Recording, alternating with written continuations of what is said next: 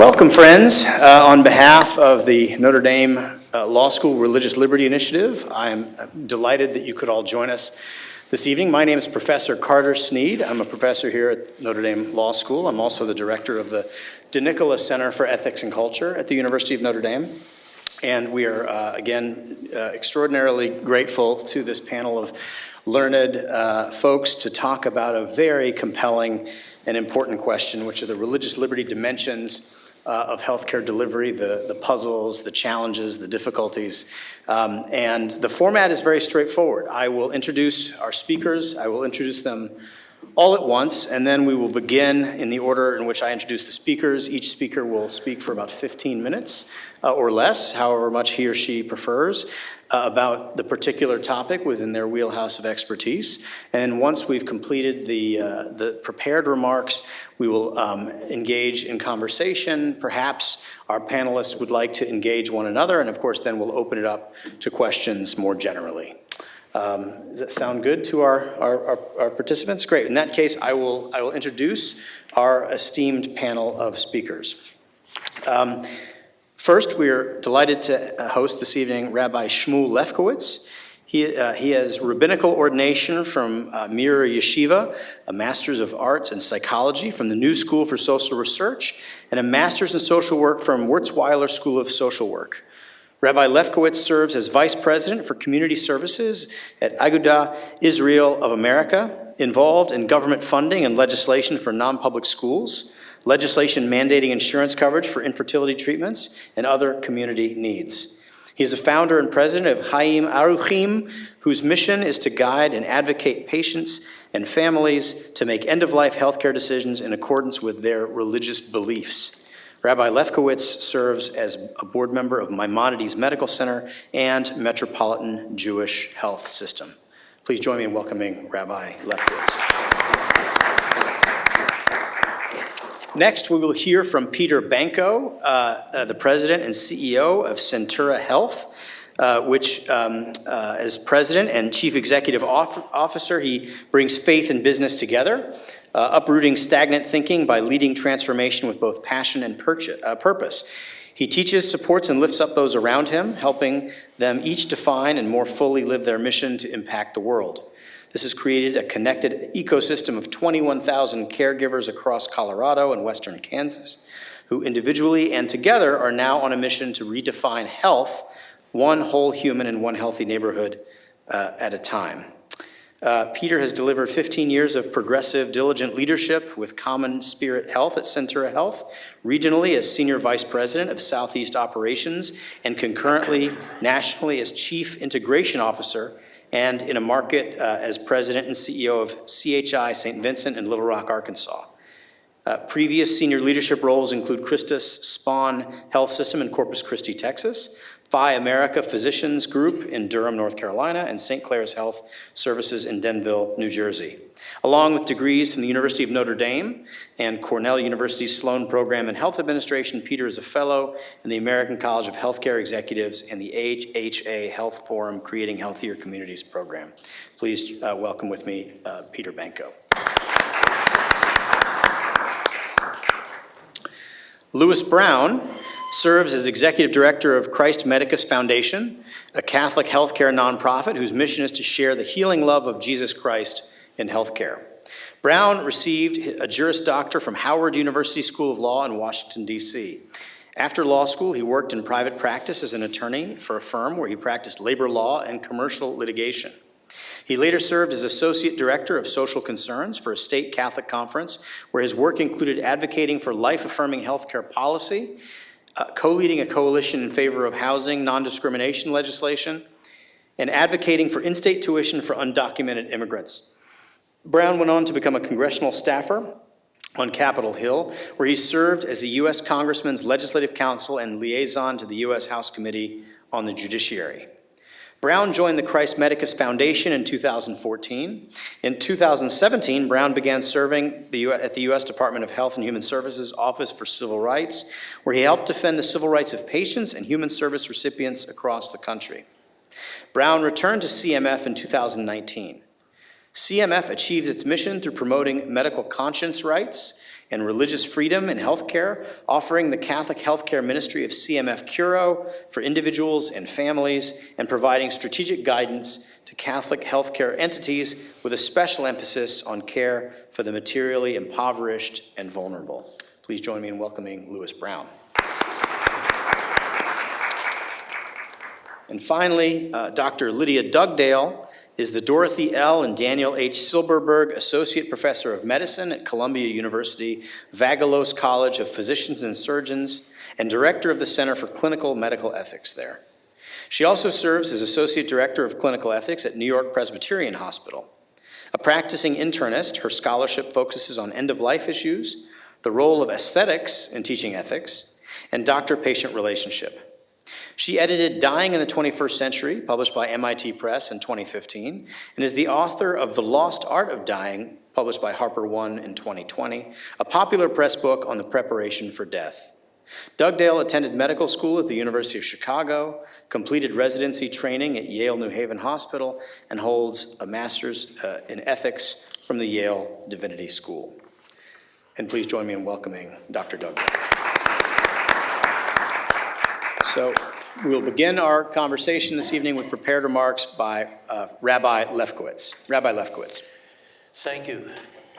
Before I begin, I would like to acknowledge the presence of Rabbi Yosef Chaim Danziger of the Hebrew Orthodox Congregation of South Bend, Indiana, and a delegation of his members who have come to show their support for Chayim Aruchim's mission and to express their gratitude to University of Notre Dame Law School for organizing this very important panel discussion. Good evening. I thank you for the opportunity to meet with such an esteemed group to discuss such an important topic. Simply put, the topic of end-of-life issues. Specifically, I will discuss the particular issues faced by the Jewish community when evaluating end-of-life issues. The issues Chayim Aruchim has encountered in advocating for those patients who are within the Jewish community, and how Chayim Aruchim advocates for legal protection of rights of conscience within the healthcare arena. Let me begin by defining the name of the organization, Chayim Aruchim. Chayim means life. Chayim Aruchim means long life, extended life. Agudath Israel of America, which sponsors Chayim Aruchim, has been involved in end-of-life issues for many years.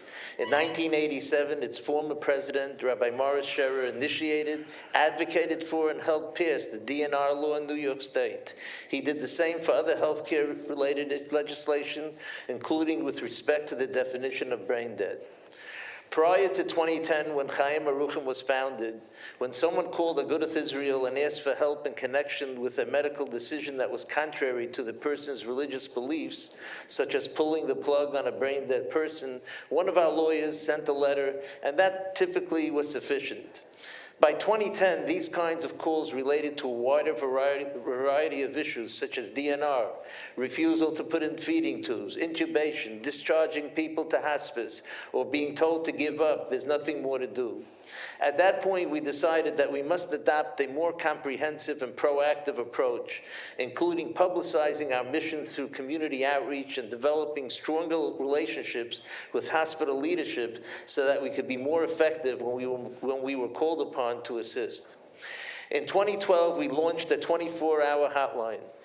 This hotline is staffed by knowledgeable and compassionate rabbis. For 2 years, these rabbis attended classes for 3 hours a week, every other week, becoming familiar with the relevant medical matters. These classes were taught by specialists in various fields, such as cardiology, neurology, oncology, and nephrology, just to name a few. Not surprisingly, we quickly learned that family members and patients need a great deal of help and guidance. This is particularly true when dealing with healthcare crisis. When an individual is seriously ill, the patient and the family are not equipped to properly evaluate the critical medical decisions that they are faced with. For example, how are they supposed to make a decision when they don't really understand the medical terms the doctor used? Should they continue treatment or not? The patient isn't eating. Should they put in a peg? The medical staff is urging the family to sign a DNR or DNI. Should they sign it or not? Is the medical staff describing all the relevant options, or is the advice colored by their personal values? Does the family really understand all of the options? For us, our actions are guided by the Torah, the Jewish Bible. The Bible teaches us that the sanctity of human life outweighs all our earthly possessions. While we are prohibited from building the holy temple on the Sabbath, we are commanded to violate the Sabbath and do everything in our control to save a life. That command also applies to a severely neurologically impaired person or a person who's destined to die due to a fatal illness or accident. Our code of laws, otherwise referred to as halacha, says that even if a person is under a pile of rocks and is dying and will only be able to live a very short amount of time, one must still violate the Sabbath to save him. The leading principle is that life is of supreme value. Every life is precious. So let me begin by discussing the 4 areas that cover most of our work: legal, values, hospice, and medical directives. Legal issues. Let's examine 2 legal issues. The first is the issue of brain death. The second is the question of palliative care or continuing treatment options when facing a terminal illness. The New York State brain death regulations define death as irreversible cessation of circulatory or respiratory functions, or irreversible cessation of all functions of the entire brain, including the brainstem, one or the other. Each hospital is required to have a written policy regarding determination of death. One of these policy issues is a procedure for the reasonable accommodation of the individual's religious or moral objection to the determination. The regulations do not define what reasonable accommodation means. We take the position that irreversible cessation of all functions of the brain is in itself not considered that the person is dead. And therefore, religious accommodation means no confirmatory testing for brain death, no pulling of the plug, and providing certain treatments. In fact, this interpretation was followed until about 2010. At that time, a patient's family contacted Chayim Aruchim because the hospital said the patient was brain dead and they were planning to pull the plug. When we told the lawyer representing the hospital that there's a clause in the law that talks about reasonable accommodation, the lawyer said, "Rabbi, of course I'll provide reasonable accommodation to the family. I understand that you're religious, and I am hereby fulfilling my obligation to you with reasonable accommodation. I am accommodating you for 48 hours, and in 48 hours I'm going to pull the plug." This is the way I define reasonable accommodation. In this particular case, the hospital ultimately retreated from this extreme position. This hospital, like most others, realized that Chayim Aruchim, an affiliate of Agudath Israel of America, must be treated with respect and taken into account. The hospitals in New York and across the country welcome religious patients. They're usually insured, and it's not good business to reject a population due to their deeply held religious principles. However, one major hospital did decide to challenge us. We took that particular hospital to court 3 times, and in each case, the judge agreed with us that the hospital was not permitted to pull the plug. Honorable Devin Cohn, Justice of the New York State Supreme Court, ruled that the patient's religious right was violated when the hospital performed brain death testing against the family's religious objection. The judge further ruled that a reasonable accommodation can only occur by working with the patient or proxy holder.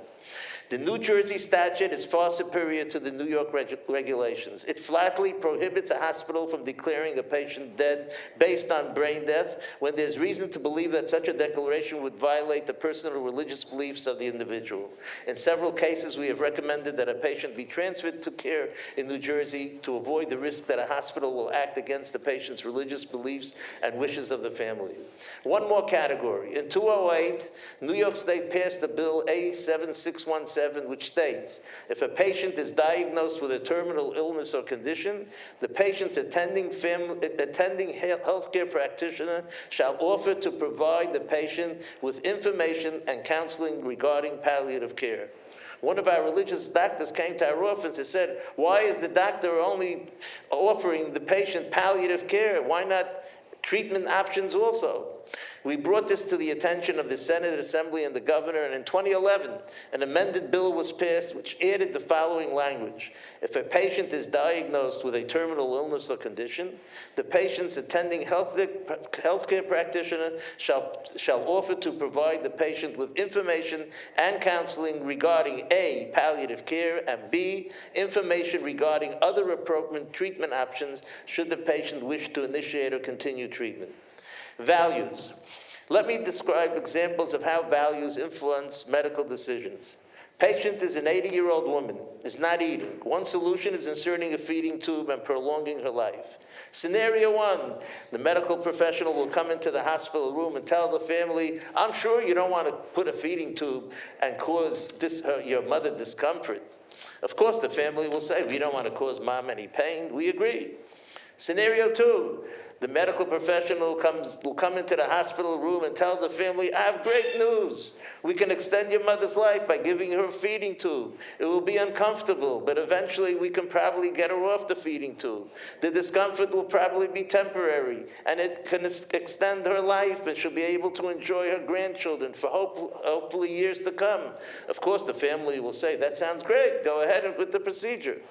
Here's another example. Scenario one, the medical professional walks into a hospital room and asks the patient, do you want to be in pain?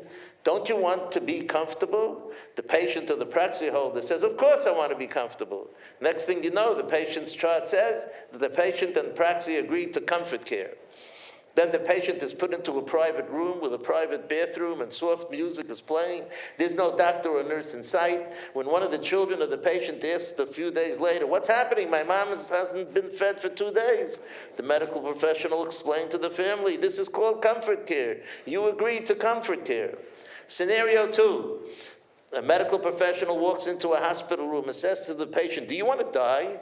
Should we continue treating you? Do you want to continue living? When the questions are posed in this manner, of course the patients will say, of course I want to continue living. Patient's chart will say that the patient wants to be treated. Why is the response different in these two scenarios? The answer is the values of the medical professional influence the manner in which the question is asked, and consequently the answers will be dramatically different. Some rabbis recommend that when dealing with seriously ill patients, one should seek a doctor who shares the patient's values. Hospice. When it's determined by the patient or the family in conjunction with their religious advisor that hospice care is appropriate and is in accordance with halacha, Chayim, Aruchim provides them with guidelines. Pain medications. Pain medications will likely be prescribed to relieve a patient's pain systems. Relieving pain is very important. It's important to note, however, that certain pain medications in high dosages will cause respiratory suppression and accelerate death, which is against halacha. As many of you know, this year there was a major case in Ohio where a doctor was accused of killing patients by prescribing wildly excessive doses of fentanyl. According to the Washington Post article, he prescribed 1,000 micrograms of fentanyl for multiple patients. Nevertheless, he was acquitted. The dosage given by this doctor was actually 10 times the recommended dosage. Therefore, we urge our community that if you do use hospice, the patient's care must be carefully monitored by a rabbi who's knowledgeable in medical matters, as well as to determine what the appropriate dosage is. According to halacha, nutrition and hydration must be provided to a patient in almost all cases. In reference to medication and symptoms that might indicate infection or illness should also be treated. DNI, when offered, advanced care directives, we urge people not to sign them unless you have already thoroughly discussed the situation with a knowledgeable rabbi. For hospice patients and all seriously ill patients in hospitals, we urge the families to arrange that a knowledgeable family member will be with the patient continually at all times throughout the day and night. Medical directive. The halachic medical directive is a medical directive which complies with Jewish law. It's very simple. It says the following: I hereby appoint this person as my healthcare agent to make any and all healthcare decisions for me consistent with my wishes as set forth in this directive, and that so-and-so rabbi be consulted. Simply said, the patient is saying, I choose to be treated in accordance with my religious values as defined by my rabbi. Recently, we have found that nurses, especially family palliative care nurses will go into a patient's room when there are no family members present and begin to talk with the patient about whether or not the patient wants to be resuscitated, if they have a medical emergency, or if they want to be intubated, or if they just want to be comfortable. The way they present the questions, the medical professionals get the response that they're seeking. Whatever the patient says at that moment is recorded in the record. The next day, the family comes in and asks, why was the patient transferred to comfort care? The hospital staff will point to the chart and say the patient said she wants to be comfortable. Therefore, our medical directive now includes paragraph 8, which basically says, if you're going to have a discussion with me about my healthcare decisions, that you only do so when my healthcare agent is present, and if possible, my rabbi, as well, participating in the discussion, ideally in person or by phone if necessary. To summarize, we believe that we've been very successful in explaining our community position to the medical community. In most cases, the hospital staff initially will try to convince the family to give up. In most cases, once Chayim Aruchim is asked by the family to help, the hospital staff will eventually realize that it's a good idea for the medical staff to provide their service in accordance with our religious values. In a few cases, the institution has gone further and actually embraced Chayim Aruchim and encouraged the physicians to involve Chayim Aruchim early on in order to better serve the patients. In other cases, we have found it necessary to send a lawyer's letter or get a temporary restraining order. In one case, we've actually had to bring legal action in court against the hospital. The United States of America, thank God, has the most outstanding medical institutions in the world. We are grateful for that. As long as the physicians and the medical staff believe that they can cure the patient, they will do everything possible to cure the patient. However, when it is determined that a patient cannot be cured, but could be treated, and their life will be extended through the treatment, this is where the religious values and the new progressive liberal values collide. We recognize we are not going to change people's values, but what Chayim Aruchim demands is that they recognize and respect those values, that those values differ and provide the medical care in accordance with the patient's values. We demand that they recognize and respect our values. Such care is consistent with the hallowed American principle of self-determination. I thank you very much for the opportunity to make this presentation to such a distinguished audience. I hope that this conversation will help ensure that healthcare continues to be delivered throughout this glorious nation with cultural sensitivity to all. I thank you for listening.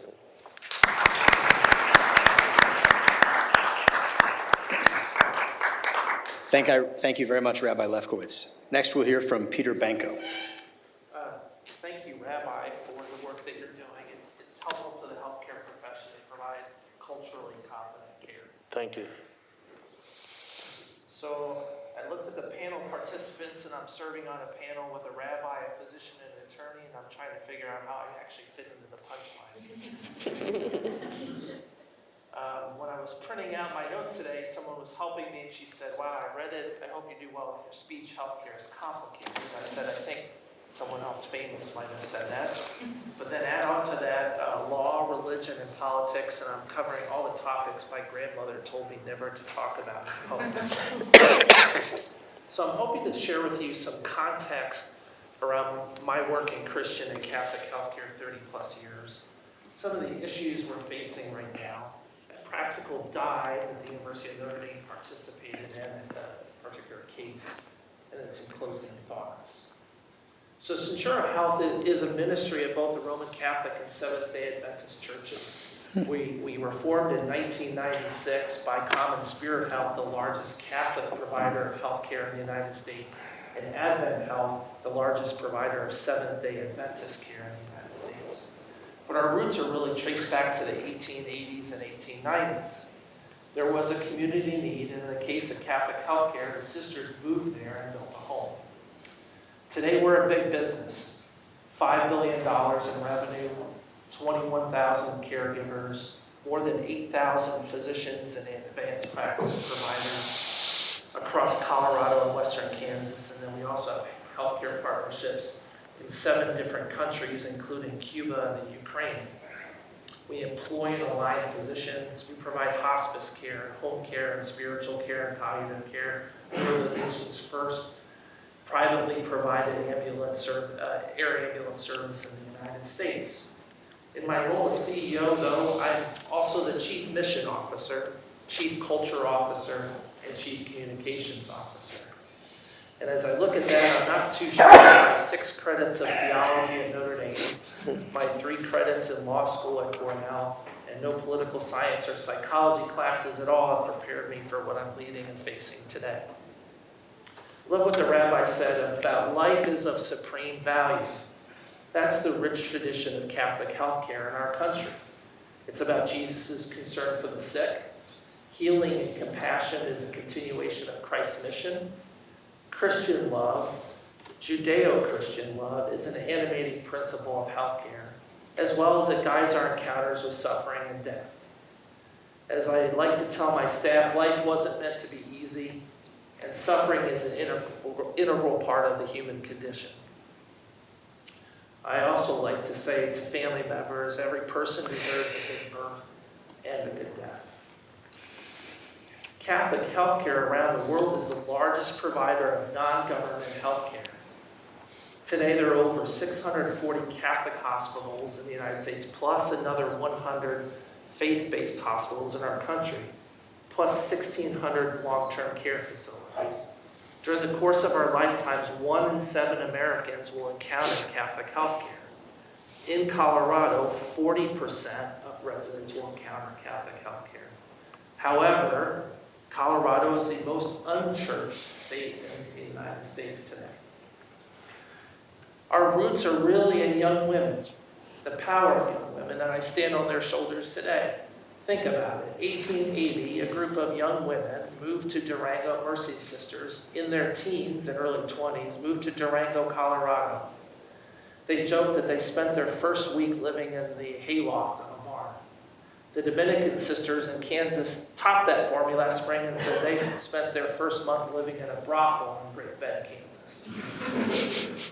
These are young women bringing health and wholeness to cowboys, miners, railroad workers, often ministering in saloons. One of our founders, Sister Lydia Segali, who's being considered for sainthood, was a spiritual minister to Billy the Kid and his gang. On our Seventh-day Adventist side, we were the second sanitarium, but right behind Battle Creek, founded in the United States by Ellen White, the founder of the Seventh-day Adventist Church. Our first medical officer was Dr. Harvey Kellogg. Yeah, that Kellogg. In one of our ministries, we invented cornflakes, and one of our patients was C.W. Post. So when you eat grape nuts in the morning, take the Centura health. As a Catholic, Catholics tend to look at their faith as a buffet. They get to pick and choose. I'm going to have the mac and cheese, but maybe not the chocolate fountain tonight. There's also a variable understanding in terms of the breadth and depth of what it means to be Catholic. So it's difficult for Catholics to understand what it means to run a Catholic health system.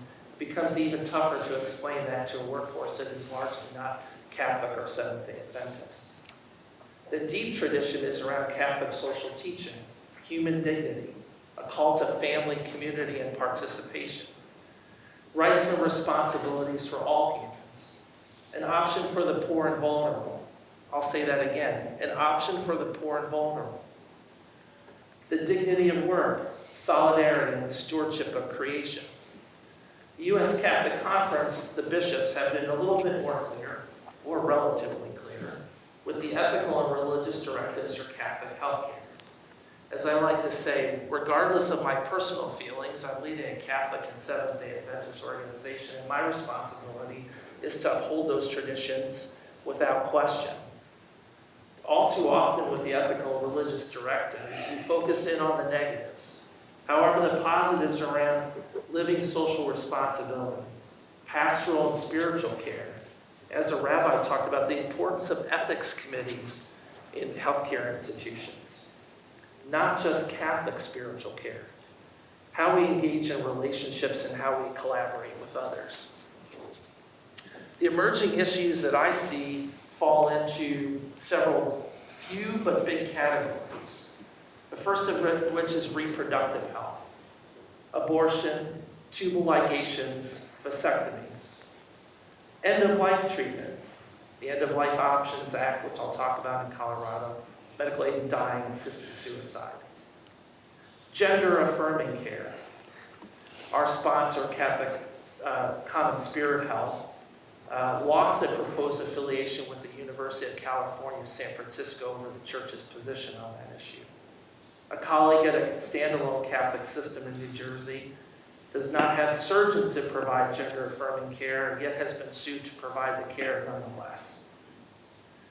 Research around stem cells, including COVID-19 vaccines, which more prominently became an issue, as I'll talk about for a little bit, around the Johnson & Johnson vaccine. Mergers and acquisitions, especially for sole community providers. Despite quick approval of our recent acquisition of a small hospital in Fort Morgan, Colorado, from a for-profit entity, it took months for the Colorado Attorney General to approve it.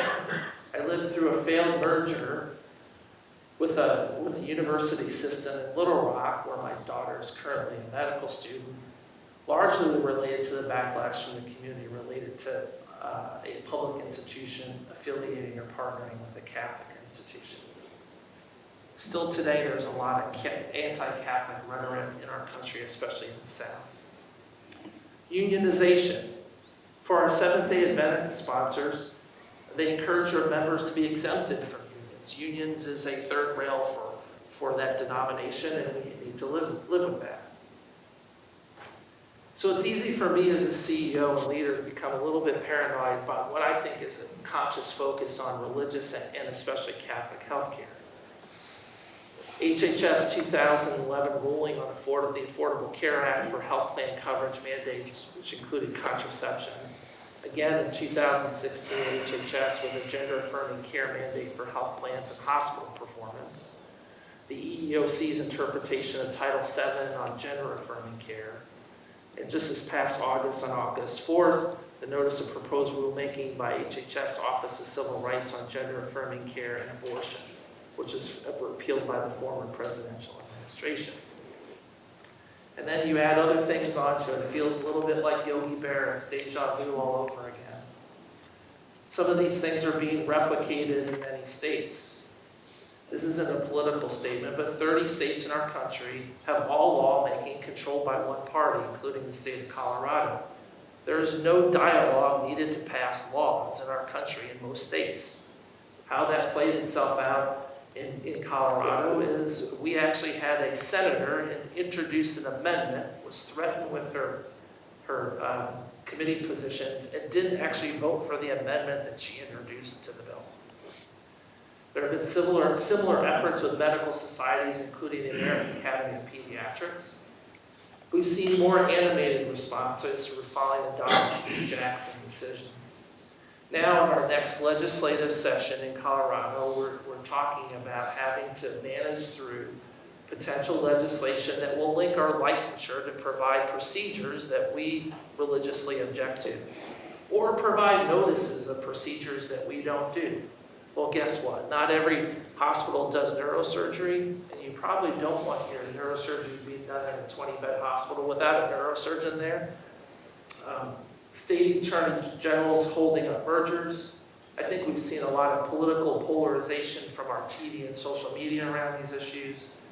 And again, not a political statement, because I'll talk about case. Courts appear to take on more political stances these days, and which includes our experience with the NLRB around unionization. I'm going to talk about a particular case, and I'm thankful for the Religious Liberty Clinic for filing an amicus brief in our case on behalf of the Catholic Medical Association and the Coptic Medical Association. The case involved a physician related to an assisted suicide law that passed in Colorado. All of our physicians have contractual language related to which hospital they're employed by. So if you're employed by a Catholic hospital, you have to follow the ethical and religious directives. You have to lead and practice according to the morals and ethics with the facility that you practice with. I have those in my contract, and all the rest of the executives do. So if you saw me on an abortion float on a parade, I would lose my job the next day. No questions asked. When the law passed in November 2016 by public referendum, not legislation, at a 65 to 35 vote of the people of Colorado, we developed a policy in response to assisted suicide in the state. Fortunately, both the Roman Catholic and Seventh-day Adventist churches were fairly clear. Like the Rabbi articulated, all life is sacred, all people are children of God. Most providers and hospital systems in the state had similar policies. There's a little thing about either help or do no harm. However, we had a physician, a very distinguished geriatrician, excellent doctor, who played a leadership role in our geriatrics program, filed suit against Centura Health and provided an affidavit that she intended to violate both our policy and her employment agreement. That is the only way we actually found out about her involvement in this individual's case. We did a thorough investigation. My job as a CEO is not to interfere with the patient-physician relationship. I don't want to get into what happens between an individual and a doctor and things like that. So we let our physician leadership group complete the investigation, and we chose to terminate her employment. This case, while still unfolding, has received international attention. We had over 600 articles across more than a dozen countries. So you can Google the case and get all you needed to know, and then some about it. That case unfolded late in the week, and then I chose to come to Notre Dame for my daughter's first game of her sophomore year. We brought a good friend of ours who was a Monsignor and now a bishop at the time, and one of the bishop's parishioners when the dean was in Little Rock. So we made some connections, and I talked about the case that was unfolding. I spent much of that weekend talking to media. My position was really, I'm not there to evangelize. It's your choice on what you need to individually do. We're just not going to participate in it in any way. And in the ERD language, we're not going to materially cooperate with it. So we're not going to refer people to it. The individual ended his life despite us having a broad range of palliative, hospice, and pain control options.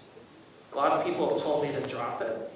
My frustration has really been that the courts have been unwilling to hear the constitutional issues with the law, the act, and the case, and it's really been settled as an employment case. I've been told, again, too much money, don't touch it, let it go, but there are bigger issues at play here. We need to use our voice and act. In positions of leadership, we need to have strong convictions and thick skin. The repercussions have been social media impersonations of me and my family, attacks on my family, and death threats, which I currently have 3, so I wouldn't sit too close to me. We don't have to be evangelists or exclusive in our religion. We also don't have to be apologetic. And I hear often people say we're faith-based. It's okay to say we're a Jewish health system, we're a Catholic health system, we're a Seventh-day Adventist health system. I think health and healthcare are better when we are. And that's why our caregivers actually work for us. They told us they work because they can be the same person at home that they are at work. That they get to work with incredible people every day. They get to deliver mind, body, spirit care, and they get to impact their neighbors and community. The ACA was passed because Catholic healthcare stepped in. Holes in the ACA were filled with the Colorado public option because Centura stepped in. Surprise billing was fixed before the federal government fixed it in Colorado because Centura stepped in. We were the only health system, not the public health system, not the university health system, that stepped in COVID-19, and we administered 3 of the state's mass vaccination sites. No other health system stepped up. Dialogues like these today are important. We need more faith in our work, faith in business, faith in law, faith in medicine, faith in engineering. We need to connect our faith in what we do. We need to speak in an inclusive way. As Father Jenkins so eloquently outlined for the Notre Dame community and after the Dobbs v. Jackson decision, This is a time for sober deliberation, respectful dialogue. Dialogue, especially with those that don't agree with our positions. We need to strive for policies and solutions that work for everybody. Thank you for the opportunity to share my thoughts today.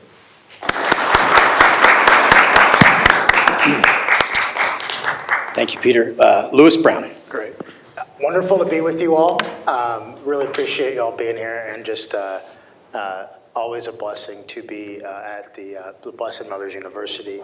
All the comments, Rabbi and Peter, much of it resonated, particularly Rabbi, your comments very much resonated with what I wanted to share today. I want to thank Carter, always, who's a good personal friend, and the great work of Francesca and Stephanie, and the rest of your team to do the great work that the Religious Liberty Initiative does. Really, super duper grateful. So the mission of the Christ Medicus Foundation, our belief is that health and healing, ultimate health, ultimate healing, this side of heaven requires an encounter with Jesus Christ, an encounter with the love of God, to know that one is loved and cared for, and to be only attached to the reality that we are made to be royalty, all humanity made to be sons and daughters of God, and that is so vital within the healthcare system. That's our mission, and we see healthcare as an expression of the love of God for the sick and the suffering. That's what the church teaches, and that's the work of the Christ Medicus Foundation. Because of that, we think it's vitally important to safeguard our civil rights, to protect conscience and religious freedom, which ultimately protect human dignity, which ultimately protect the freedom to love. So we'll talk about that. The safeguarding in healthcare of human dignity, the safeguarding of our civil rights in healthcare, depend on three foundational pillars in civil rights. It's the civil right to life, the civil right of religious freedom, and the civil right of conscience.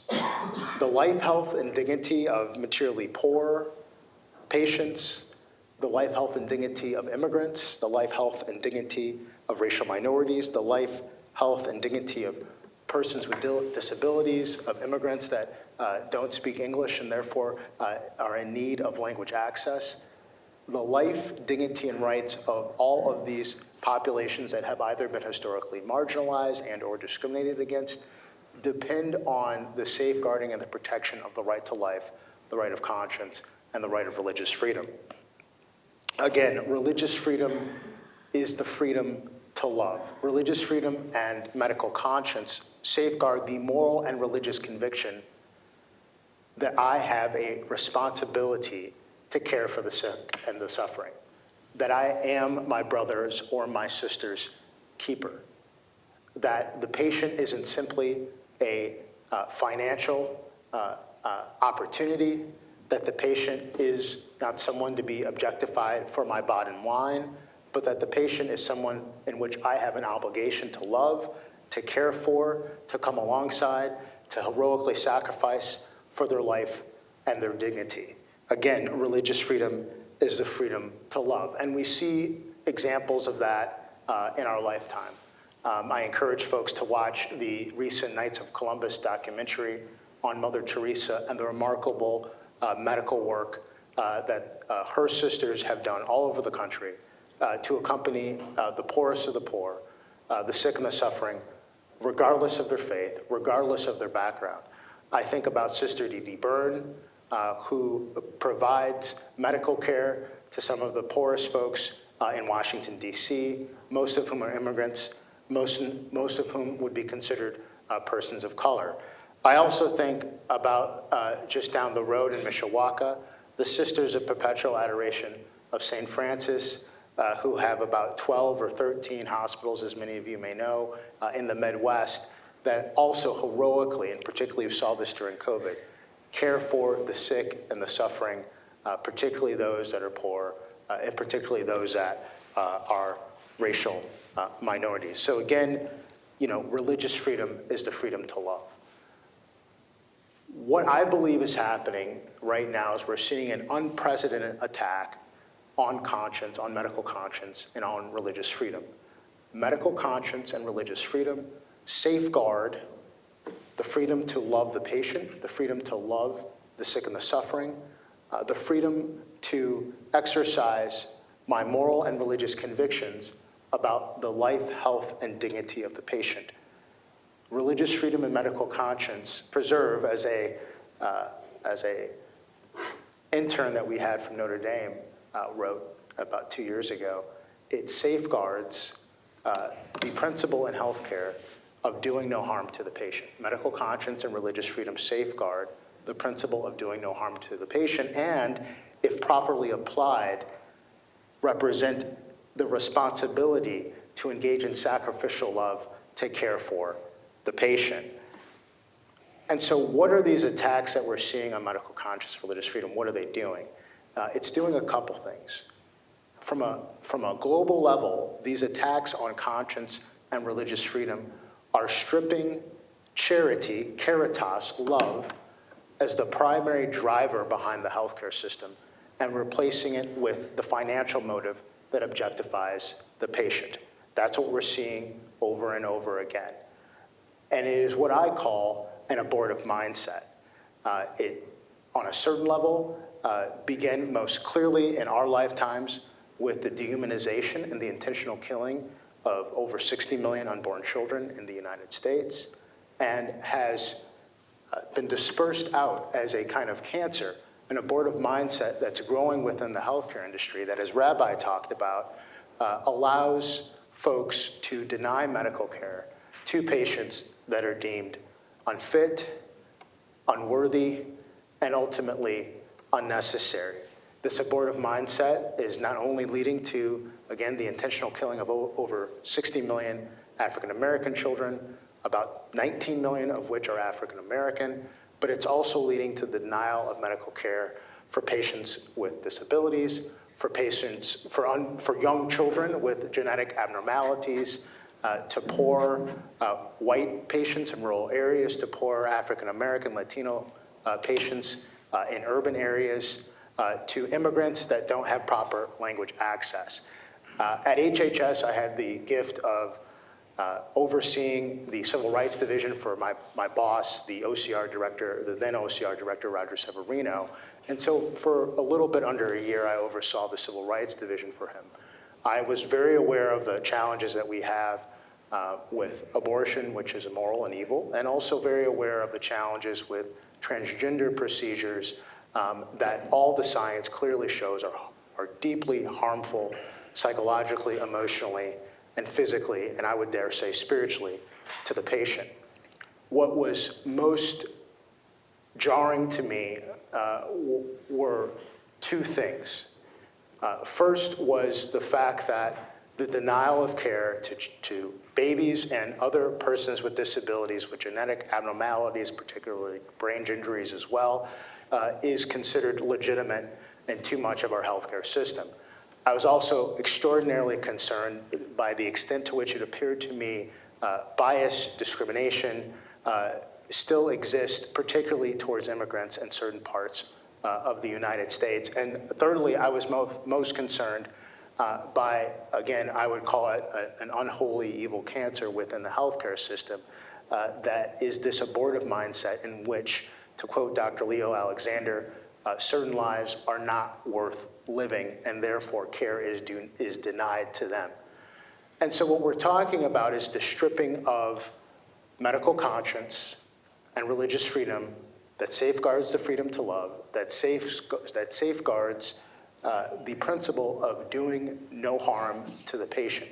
Practically, that removes caritas out of the healthcare system and allows the financial profit motive to come to the fore and being the primary operating principle that drives healthcare, dehumanizing the patient, objectifying the patient and the consumer, and leading to a collapse of human dignity within the healthcare system. More concretely, as Peter alluded to, we're seeing this in a couple of different ways. The most serious threat, I believe, to medical conscience and religious freedom currently within the healthcare system, as Peter mentioned, is the proposed section 1557 of the Affordable Care Act that clearly mandates transgender procedures that, again, are harmful and unethical, and lays the legal groundwork, in my opinion, for a federal abortion mandate.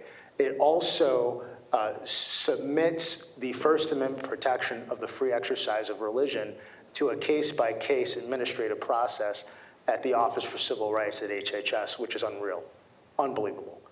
We're also seeing a couple other attacks at the federal level, and then I'll go into the licensing as well with the time that I might have left, 5 minutes.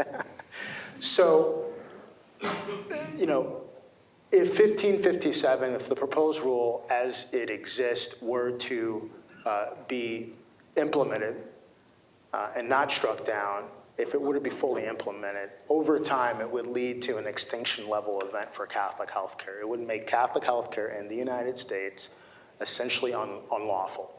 It would not be possible to operate a faithfully Catholic healthcare entity if that regulation, which is unlawful in my opinion, went into effect. It's very serious. It totally destroys conscience and religious freedom within our nation's healthcare system, while also clearly, to me, violating the First Amendment, existing federal laws, including the Religious Freedom Restoration Act and the Church Amendment, as well as the Weldon Amendment. So that's a proposed rule. Two other things that are of concern. We saw HHS issue guidance under the Emergency Medical Treatment and Active Labor Act that essentially coerces emergency departments across the nation to perform abortions in certain circumstances or be concerned that they are violating sex discrimination, civil rights laws by refusing to provide abortions to pregnant mothers. Unbelievable. No one in their right mind when I was at HHS ever thought that EMTALA was intended or legally meant that you were required in certain circumstances to perform abortions. It's complete lawlessness. The last thing is regulatory guidance that HHS issued. Most of this has happened within the last 3 or 4 months that can be read to coerce pharmacists to, in certain circumstances, provide products that cause abortifacients. Again, complete lawlessness. And then the licensing issue that Peter talked about, extraordinarily serious. I am concerned that more and more states, through licensing regulatory actions, will seek to investigate, harass, and shut down religious and pro-life healthcare providers and professionals within our country. I think it's not only, I fear, on the move in Colorado, but I think it's happening in other places. This is not only an issue of undermining human dignity in the healthcare system, it's not only an issue of violating basic civil rights that are vital to all the human dignity and the civil rights movement in the United States, but it's also an issue of healthcare access. There's a couple solutions to this that I would like to talk about. Just a couple solutions, I think.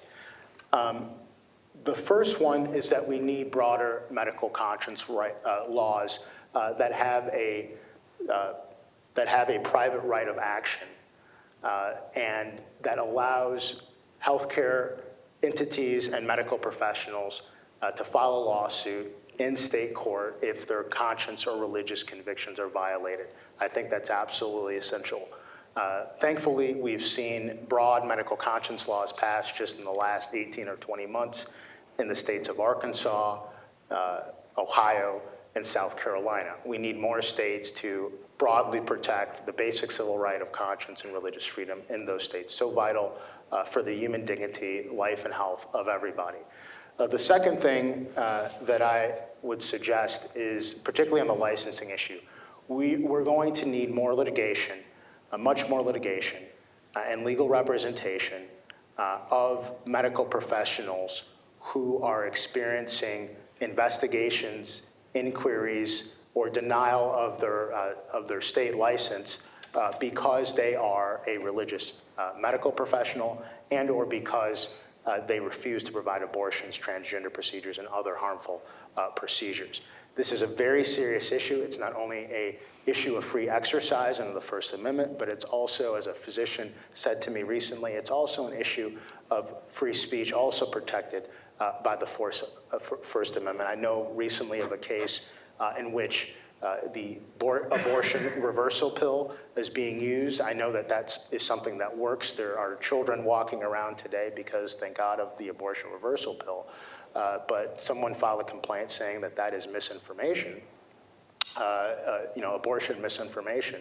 And so we have licensing being used as a proxy to pull out and shut down pro-life medical professionals, religious medical professionals, under the guise of misinformation. The last thing that I really think that we need is we need a massive expansion of faith-based and particularly, I would say, Catholic healthcare. Catholic healthcare, in my opinion, is the best healthcare in the United States. Why? Because I believe that God designed the body. If you look at the science, if you look at the research on all of these contentious issues, the more you look at the church's teaching on all of these tough issues, particularly around the human body and sexuality, you see that they lead to better health outcomes, more human flourishing, and more longevity, because it brings a person into communion with who God created them to be. And so I thank you for the time. These issues are really important. I'm really grateful for the work that Carter and the Religious Liberty Initiative, and the Center for Ethics and Culture are doing. Thank you.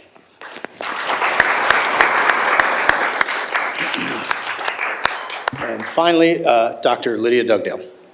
Great, thank you. Thanks to Carter and to your team, Carter, for all of the preparation and invitation and everything that went into hosting us tonight. It's great to be here with all of you. So what strikes me is that I'm the only person on this panel who is not a part of a religious organization. And in fact, that puts me in sort of a different place to think through these issues. I actually wasn't really sure what I'd gotten myself into when I agreed to come and speak. When Carter asked me, I just always say yes. I was told to address issues that face medical students in end-of-life care, and I will do that. Let me just back up and say that I am a practicing physician. I'm a primary care doctor. I'm like a GP. That's what I am. I'm also a clinical ethicist, so I'm routinely called when Rabbi Lefkowitz's community, right, faces issues where our doctors in the hospital are standing by to do brain death testing. And of course, we have policies for religious accommodation, but not all of our clinicians are aware of them or aware of how we work with particular religious communities. So that is one of my roles at Columbia University. I also teach a lot. So I'm front and center with the life of medical students and medical education. And then I write books on death, so I sort of hang out in that space too. I want to just point out that when both my colleagues, I noticed they put the New Yorkers at one table. Did you? They separated us. But when our colleagues Peter and Lewis talked about their healthcare systems really being oriented toward love, Peter said oriented toward Christian love, and Jesus Christ is really behind the mission of his healthcare systems. And Lewis talked about conscience enabling us to love, and this sort of progression of conscience and human dignity to love and caritas, as you said. And Rabbi, as you talked about life as the supreme value, I would say what drives my healthcare system and the systems that I've worked in several large academic healthcare centers that are all secular and not faith-based. What drives us is not human dignity, it's not life, it's not love, it is being on the forefront of medicine. Right? It's having the best technology, the cutting through approaches and techniques. It's about dominating human life in many ways. And so So this is an interesting conversation for me to be a part of. I will say, as a sidebar, once I do a little bit of writing, and once I wrote an essay on a doctor-patient interaction with a patient I just had really cultivated a great relationship with, and she inspired me to write a story about her, and I submitted it for publication with her permission. And in the essay, I'd written some sort of off-the-cuff comment about this is why doctors love their patients.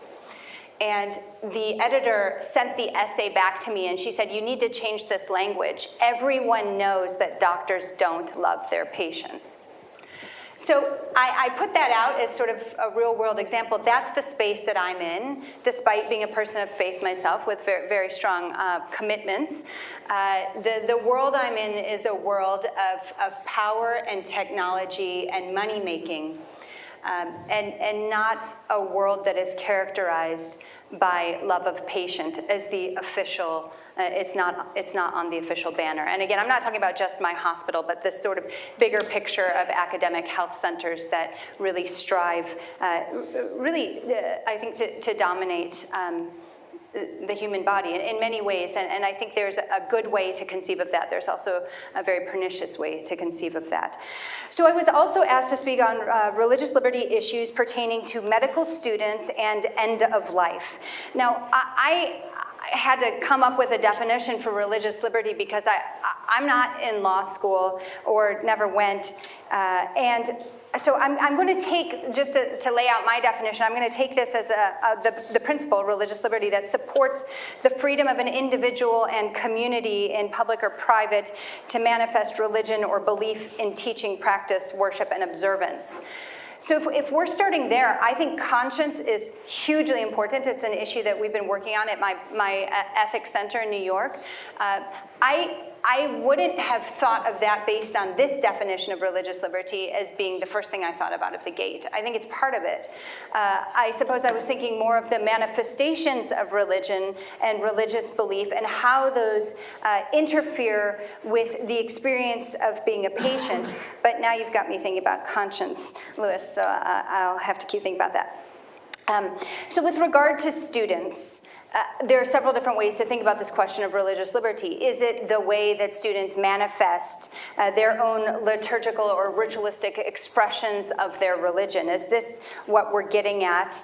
And certainly in the medical school and the secular healthcare space, there should be prudence and good judgment involved in whatever these expressions might be. But I will also tell you the story of a student I knew many years ago at an unnamed institution of lots of repute and power.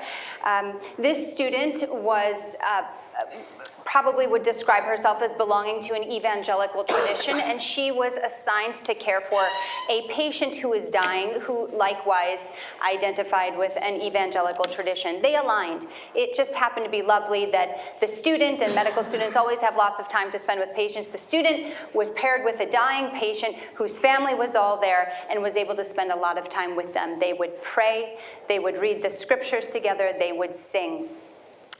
The dean of students found out about this behavior of this student and called her into the office and said, I know that we want medical students to get to know their patients and to spend a lot of time with them, but this participation in worship and religious practice is not the role of a medical professional.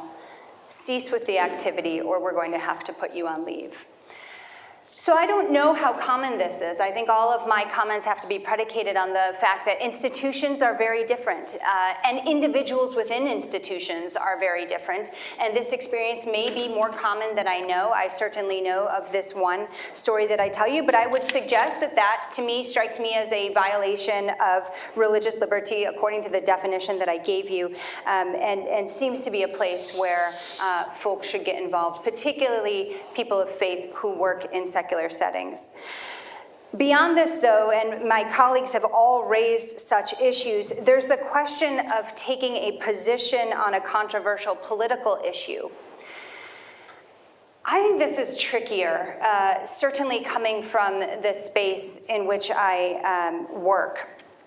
So, for example, one might have a religiously informed belief but a certain expression of that belief might not cohere in a particular location. So the example that I'm thinking of here, again pertaining to medical students, again at fancy elite secular institutions of no name, is the case of a medical school campus hosting lots of different medical student groups, one of which is the Reproductive Rights Club. And several Catholic students attending this medical school thought, well, if there's a reproductive rights club, maybe we should start a pro-life club. And they did, and we could just put it this way, it was sort of canceled in the worst way that you could imagine.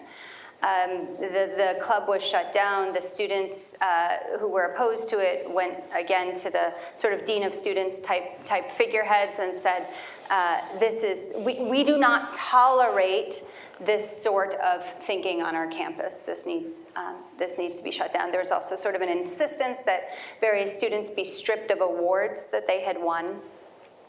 In talking to those students some years later, they had suggested that on this particular issue, in their location, they have not at all changed their beliefs or compromised the positions that they hold, but they have thought that maybe the approach was not the right approach at that time in this particular location. It doesn't mean that the beliefs have changed. Now, this is a question perhaps for Louis. To what degree do you go forward with guns blazing? We've needed guns blazing to honor the religious wishes of our Orthodox Jewish patients at our hospital. We've needed those guns blazing. Does guns blazing happen every time on every issue that Orthodox religious people, I use the small O there, hold? So I put that out there to raise the question. I will say that I tend on this issue, as a person of faith in a very secular space, to follow the Gospel of Matthew, which is the call to be wise as a serpent and gentle or innocent as a dove, and really to seek wisdom on these issues. I'll just also mention, this was recently all over the news, but one of my fellow medical school colleagues, professor, again at another institution, though it's easily Googleable, was asked to speak at a very important ceremony that medical schools host around the country. It's an award ceremony, and she's a very eloquent speaker. She was asked to give this talk. She's known for her views opposing abortion. She's been public about that. And in the middle of her talk, which had nothing to do with abortion or reproductive rights or any of these issues, again at a secular medical school, a good number of the students, brand new students, by the way, they'd just shown up to medical school. They stood up and walked out on this lecture. So this sort of thing happens. Is this young people protesting? Is this a question of religious liberty? I think that these questions are on the table for me. Then I was asked also to speak about the end-of-life space, and where I had originally thought I would go was in part to talk about religious accommodation of brain death, which as Rabbi Lefkowitz laid out, particularly among our Orthodox Jewish patients, but not exclusively, brain death is not death for this community. Brain death in every U.S. state is the legal definition of death, a legal definition of death. And so doctors have full liberty to stop the technology that is maintaining the vital functions of the human body.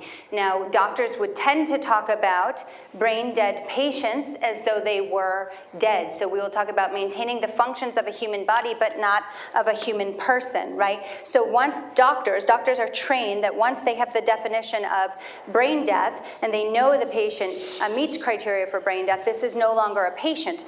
And then our Orthodox Jewish colleagues come in and say, no, you're wrong. we very much honor this person as a person and will continue the interventions that are maintaining all of the vital functions. And so we talked earlier on the way from the airport, but we've worked very hard, not without some errors along the way as an institution, to accommodate not only Orthodox Jewish patients. There are some other minority religious groups that also have similar views on brain death. We've worked very hard to accommodate them in our institution. We've talked, the colleagues, about physician-assisted suicide. I think these are all things that we could continue talking about maybe in the Q&A, and I won't perseverate on them further. Certainly, when doctors are required to participate, as is the case in some areas in Canada, right, required to administer euthanasia, required to administer physician-assisted suicide, or required to refer. This is very problematic and not only a conscience violation, but I think also a violation of religious liberties, right? Those physicians and clinicians are being required by virtue of their employment to do something that violates the core of both Jewish and Christian texts, specifically the Ten Commandments. There's more we can say about all of this, but I think to summarize this or sort of pull this together from the standpoint of a practitioner in a non-religious institution, it is that everything we've said represents the diversity of the American experience, and we're still missing much. But there is no one approach to healthcare. There's no one approach to medical education. And certainly what is permissible or acceptable in some locales won't be at all in others. And that's where this Matthew 10 approach of wisdom and innocence or gentleness is a way to go. I think the example of Christ is an example of humility. And on all of these issues, especially where they're extraordinarily controversial and divisive, an approach of standing one's ground and asserting one's beliefs, as the Rabbi so eloquently laid out, but doing this with a posture of humility is probably the best way to go. So maybe on that note, I will stop. Great. Thank you. Thank you very much, Dr. Dugdale. A wonderful array of very rich and provocative and thoughtful commentary from our panelists. We have time for questions from the audience, but before we do that, I'd like to ask if any of our panelists would like to ask a question or make a comment to another panelist. And don't feel compelled to do it, but I wanted to give you the opportunity to do it. There actually Lewis was mentioned in Lydia's remarks. Maybe you wanted to offer a response or a comment. Sure.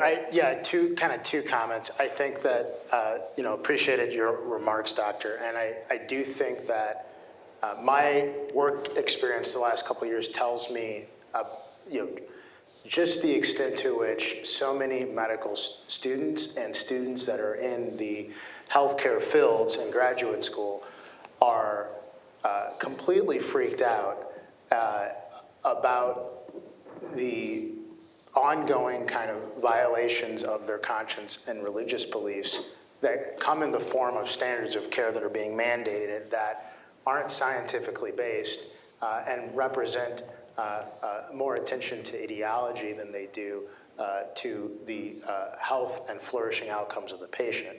So I think that's a massive issue, so much so that we have significant percentages. I don't know qualitatively, but this is what I've seen. I don't know quantitatively, but this is what I've seen qualitatively. Significant numbers of medical students, in particular, in medical school, self-selecting out of whole, serious sections, particularly family medicine,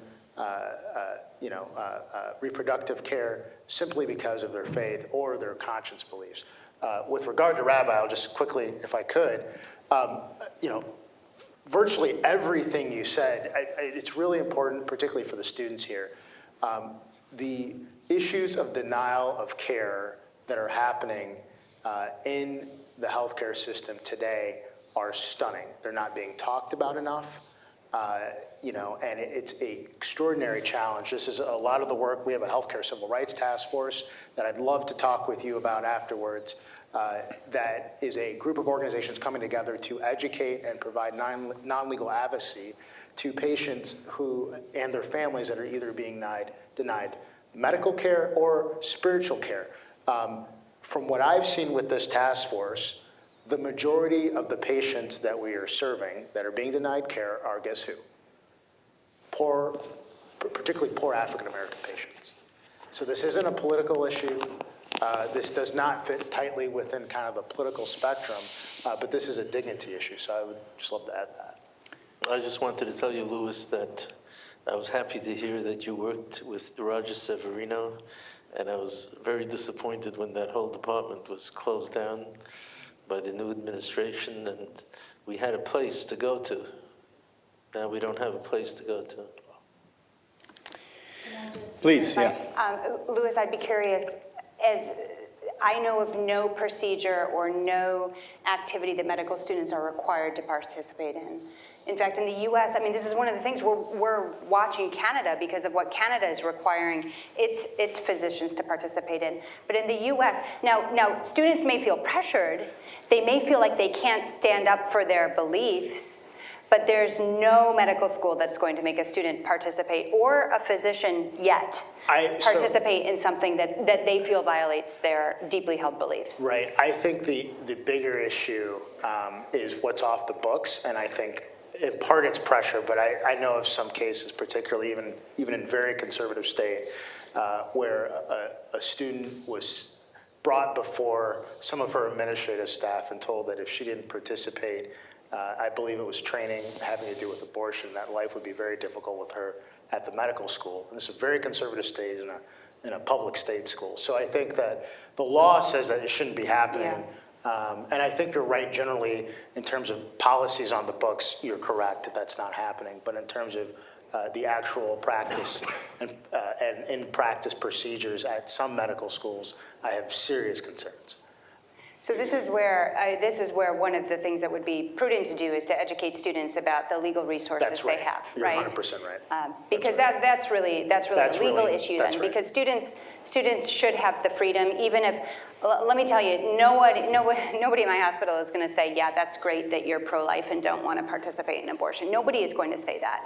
There may be a dozen people who would say that out of nearly 4,000. But everybody knows if that's the view you hold, you're not going to force a student to participate. So, yeah, I think just making students aware of what resources are. No, the education's huge, you're right. Definitely. Okay, let's open it up to the audience for questions. And please introduce yourself before you ask your question. Yes, it's Sadie Blanchard, my colleague, professor of law. Sadie, we have and Sadie's a wonderful person, so we're delighted to have her with us this evening. Of course, always. Thank you very much. I wanted to hear more about the pressure that students are feeling, the social pressure, the institutional pressure, even if legally they're entitled to opt out of these procedures. This was a conversation that was just that you were just starting to have, and I just wanted to hear more from anybody who has any experience about. So my scholarship is about sort of informal social pressure, informal social enforcement of norms, and so I am very aware that even if the law says one thing, what might happen in real life is different. So are there ways that either medical schools can retaliate against students who don't participate, or I mean, there are lots of ways that fellow students can retaliate, but I'm wondering if anybody has seen any ways in which institutions are threatening students, either explicitly or implicitly, if they're not wanting to participate in certain things. And if I could just piggyback on Sadie's question and ask, or just make a comment, if it's true that you have to file a lawsuit or bring some kind of administrative action to defend your rights, that's going to create a massive disincentive for people to go into those specialties. It seems to me, just as an observer. So please, anyone on the panel want to weigh in or respond to Professor Blanchard's question? Yeah, Peter. I'll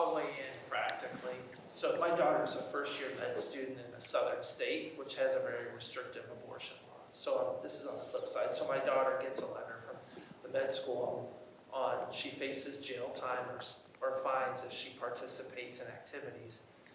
Here's a 22-year-old, bright new graduate of Notre Dame who doesn't know what they're talking about, right? So educating both medical students, residents.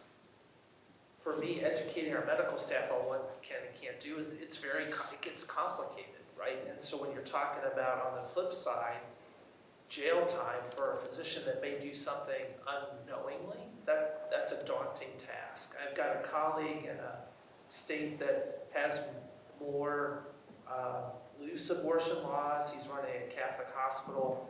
They're requiring him for his OB residency program to mandate abortion training, to your point, Willis, right? So he's reaching out to me, like, who do you know? Do you have OB residencies? How do I manage through this? And I was able to find a couple people to put him in contact with. So these are the questions that med students, residents, practitioners, physicians are dealing with. It's also the institutions themselves. And let's just, I often get accused of my 21,000 people of being in an ivory tower and out of touch.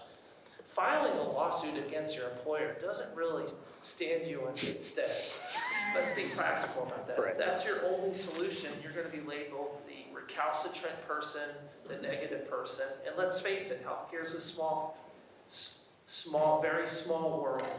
I'm sure the good doctor and I probably know 2 or 3 people in common. So then you get a reputation in the industry. So while it's practical, or it's nice to talk here about solutions, I mean, this is the real world. This is why we still have discrimination. This is why female surgeons still feel lesser than in our operating rooms.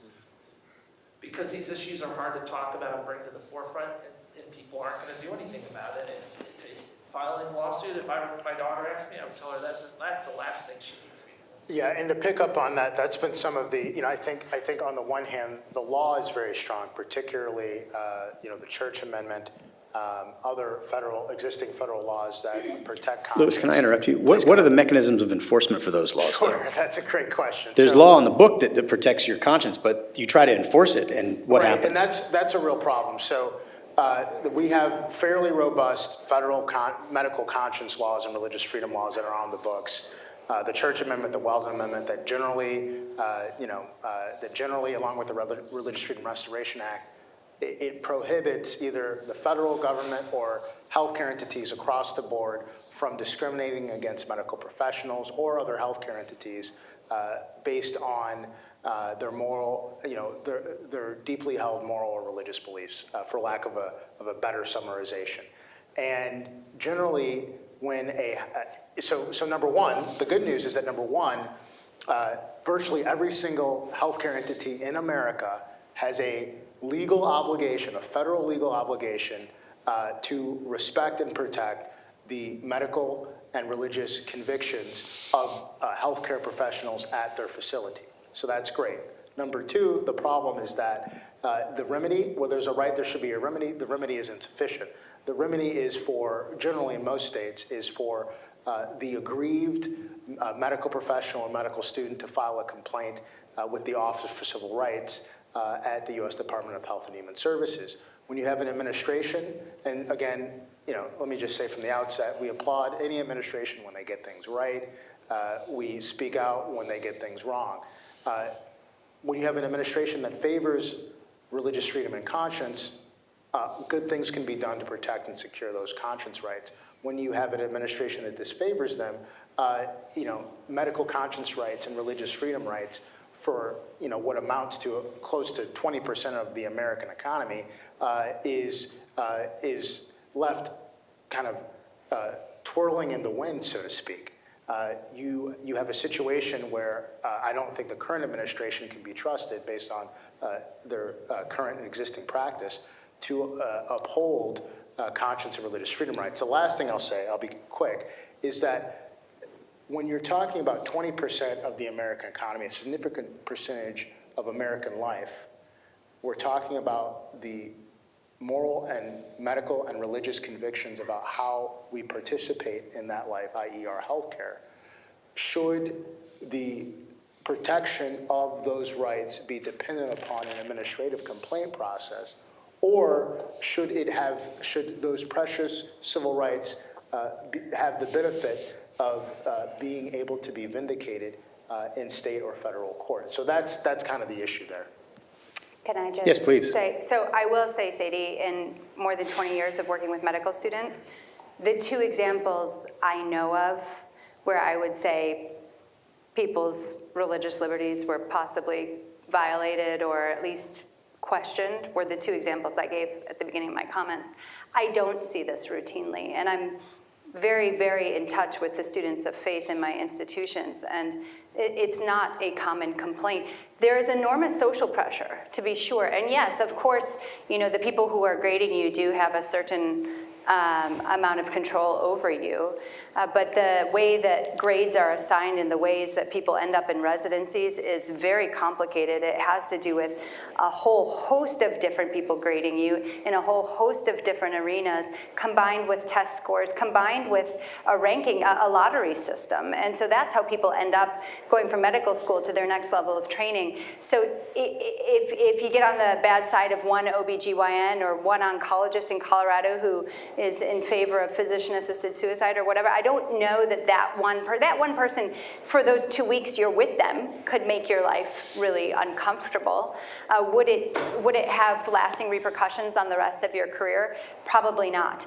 But I think probably, as with all professionals in different spheres, there is a sense that the repercussions are going to be bigger than maybe they actually will end up being. So I don't know of very many cases at all where students felt coerced into participating in a procedure or an event that they fundamentally didn't agree with on religious grounds or conscience grounds.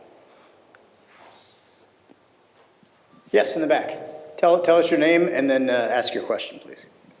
My name is John Kendall, and I'm a third-year law student. And my question is for Mr. Brown. And you talked about the medical conscience, medical freedom laws that you say are in some states, but none of those include the right to refuse treatment, right?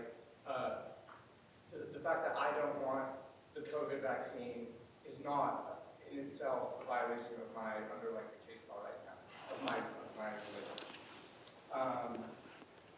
Do you see the right to refuse care? Because in these other cases, there's the right to life, which kind of makes it easy a religious point. But where you're talking about refusing care, it currently isn't.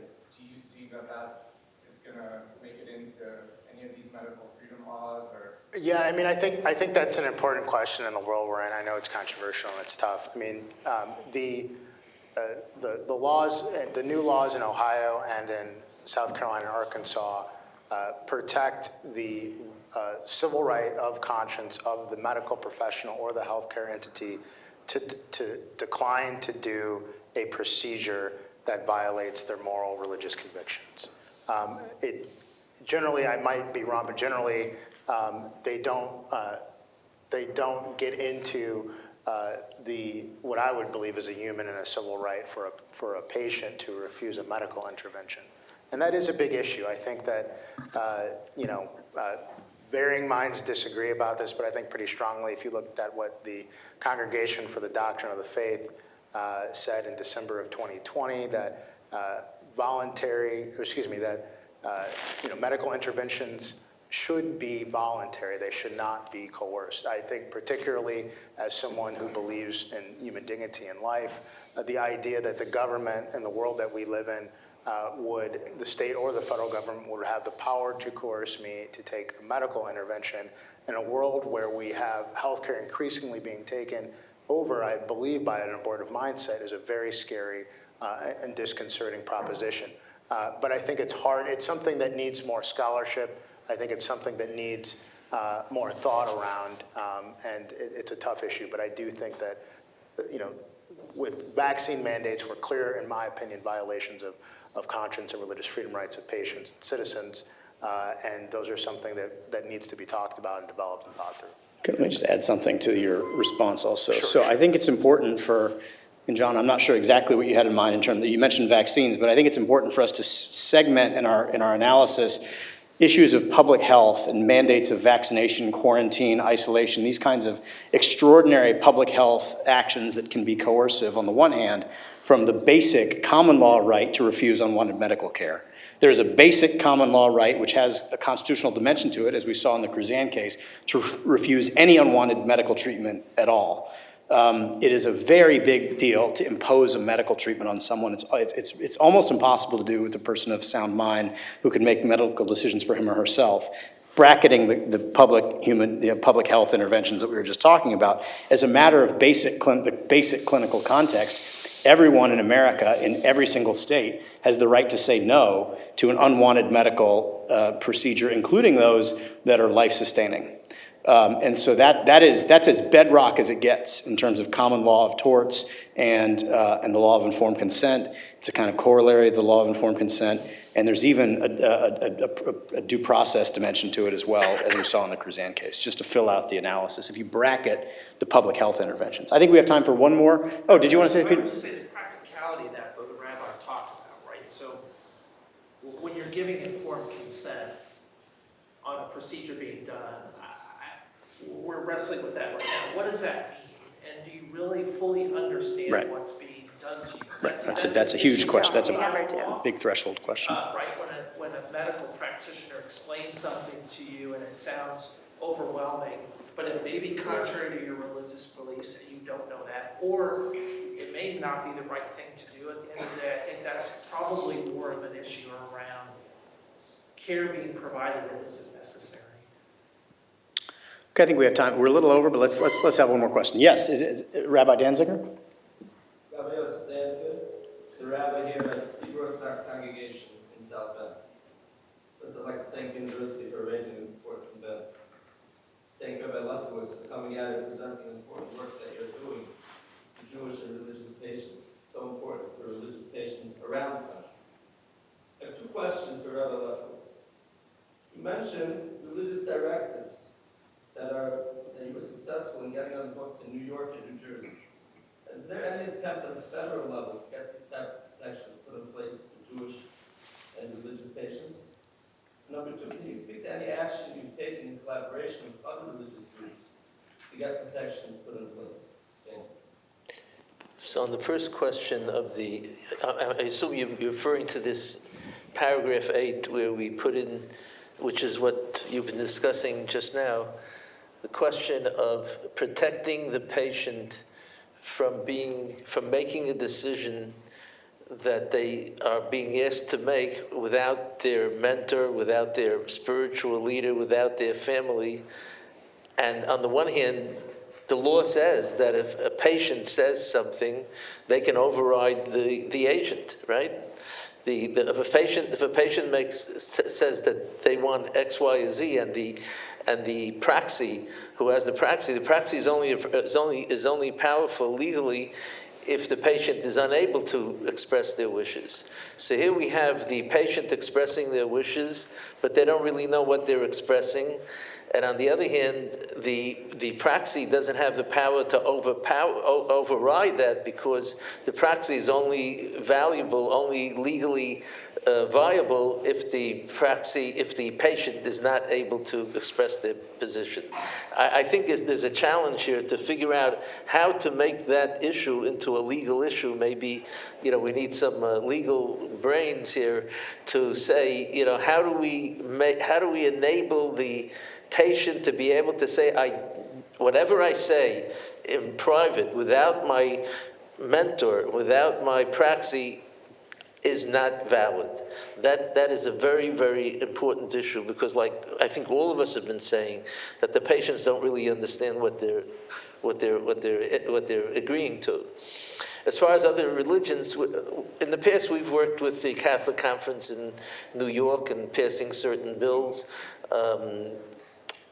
The values issue is something that, it's a question. Basically, Chayim Aruchim is saying that we deal with the patient, and we want to make sure that the patient's rights, the patient's values, are the ones that are driving the care. And so I sometimes don't understand what a medical ethical committee is all about of the hospital. What are they ethicaling about? Are they whose ethics? So if the purpose of the committee is to thaw out the values of the patient and then to try to deal with the patient based on the patient's values, that I understand, but I don't think that that's the issue. Our experience with medical ethics committees has been that when the patient's family wants us to attend these meetings, it's a battle between someone else's ethics in the room and the Chayim Aruchim representative, and they're battling. What are they battling for? The rabbi is saying what the patient wants. What is the other side saying? Whose values are they promoting? So there is, and these are things that need to be addressed.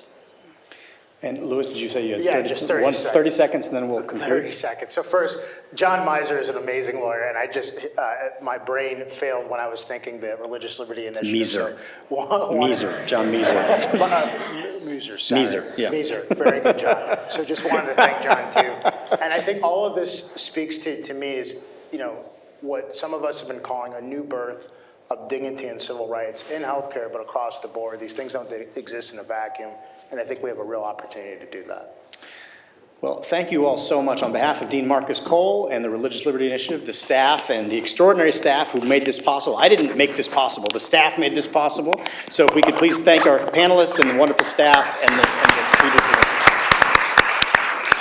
And if you would, we have a reception upstairs in the Eck Commons. If you would join us upstairs for light refreshments, and we can continue our conversation. Thank you all so much.